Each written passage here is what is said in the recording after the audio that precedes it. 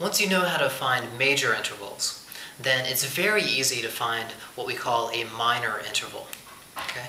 The way that we find a minor interval is by lowering a major interval down by a half step. Okay?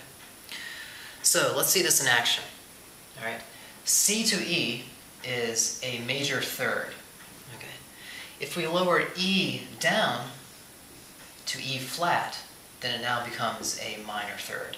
So C to E flat is a minor third. Now, it's very important that you're careful with accidentals, okay? Because we have to call the minor third E flat. You can't call it D sharp. It has to be E flat. So when you lower the major interval by a half step, it becomes minor. Okay? You also have to be careful with accidentals when you're dealing with scales that have sharps or flats in them. For example, G up to F sharp is a major seventh. In this case, we lower the major interval and it becomes F natural. And G to F natural is a minor seventh. Okay? So again, we're starting with a major seventh, but it's sharp, so we lower by a half step, it becomes F natural.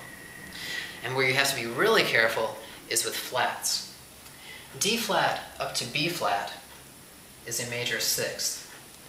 If you lower that by half step, then it becomes a double flat. Okay? And so D flat to B double flat is a minor sixth. Okay?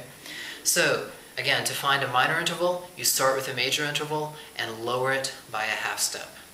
Very easy process, but again, it can get confusing with all the accidentals. So do some practice with that, and then we'll talk about a couple of other qualities in the next lesson.